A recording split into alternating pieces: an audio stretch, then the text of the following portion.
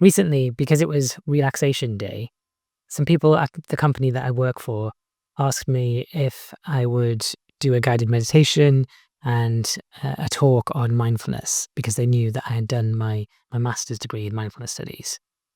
So, of course, I said yes, uh, but I had to begin that talk by saying that mindfulness is not about relaxation. You don't have to be relaxed in order to meditate. And also, it's best not to go into a meditation session with the expectation that you will become more relaxed. And that's because mindfulness is paying attention to everything in your current experience, no matter what it is, with complete acceptance and without judgment. So, if mindfulness is just paying attention with acceptance, then what is meditation? Meditation is essentially training the mind, usually to become either more mindful or more compassionate. And there are lots of different types of meditation. One of the most common ones is paying attention to the breath, so breath awareness. And this is really just using the breath as an anchor to the present moment. But you don't have to use the breath. You can use anything that uses your senses to keep your attention in the present moment. So that could be the sounds around you.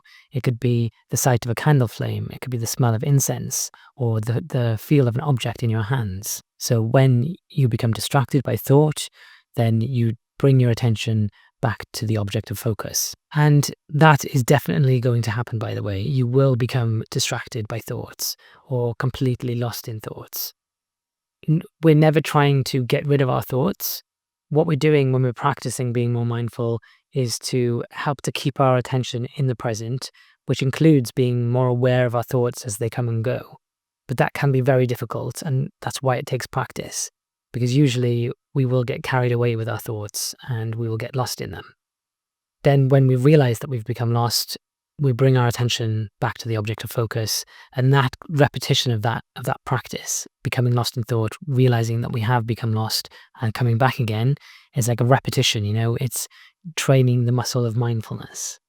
But the tendency is for people to think that if they do keep becoming lost in thought, or if they feel very distracted by their own thoughts, then they think meditation isn't for me. I can't do this because I'm too distracted.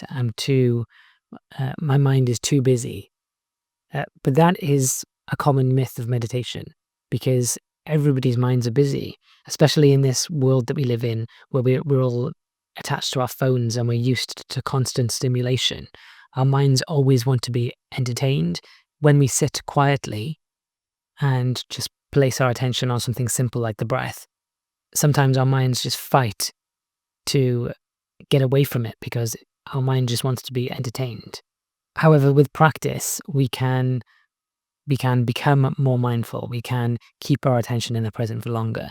And eventually, we can rest with an open awareness of everything that's going on, including physical sensations, sounds, smells, and our emotions and our thoughts. So we can see our thoughts as they arise and as they drift away again.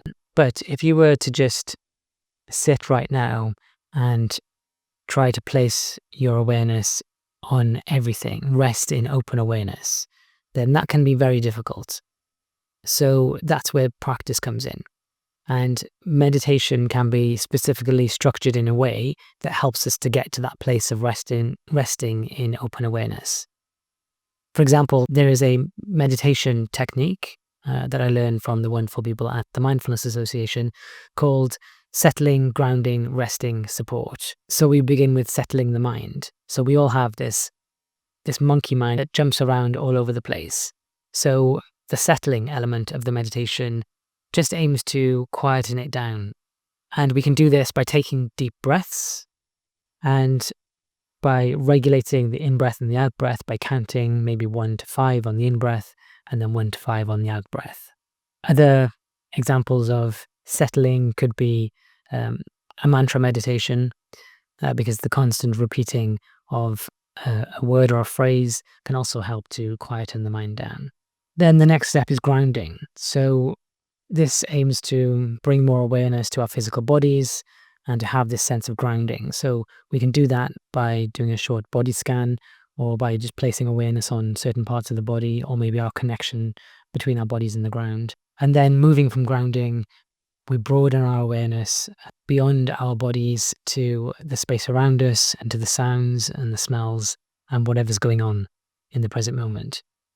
And then it's just resting. So that's the third element of the SGRS. So we have settling, grounding, resting. And resting is just resting in open awareness of everything that's going on. But while we're resting, it's inevitable that we will become lost in thought. And when that happens, then we bring in the fourth element, the support, which is, as I mentioned before, the object of focus. So in this example, the breath. So when we become lost in thought, just gently bringing the awareness back to the breath. So that is just one meditation technique. Now, I want to talk a bit about two important aspects of mindfulness, and they are acceptance and compassion. So starting with acceptance, you might be feeling energetic or tired. You might be feeling bored or hungry. Whatever you're feeling, when we're practicing mindfulness, the aim is to just pay attention to whatever we're feeling. Accept it, don't judge it. And we can find that when we do that, these feelings don't have so much control over us. We can just watch them with a sense of curiosity, and eventually they will fade away, because all feelings are transient. None of them last forever. They're not us. You can look at it like you are the open blue sky, and the feelings and thoughts that come and go are just clouds that pass through your awareness. There will certainly be times in our lives when our experience is more dominated by negative feelings and emotions, like sadness and fear and grief and anger. So when we pay close attention to those, it can help to just watch them with curiosity until they pass.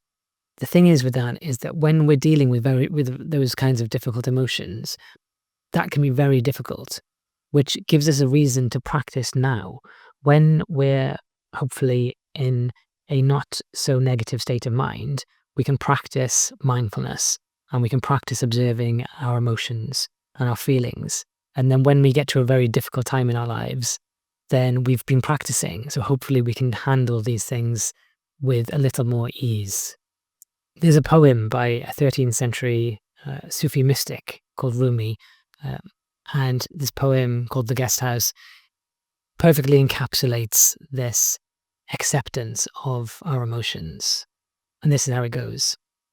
This being human is a guest house. Every morning a new arrival. A joy, a depression, a meanness. Some momentary awareness arrives as an unexpected visitor. Welcome and entertain them all, even if they are a crowd of sorrows who violently sweep your house empty of its furniture. Still, treat each guest honourably. He may be clearing you out for some new delight.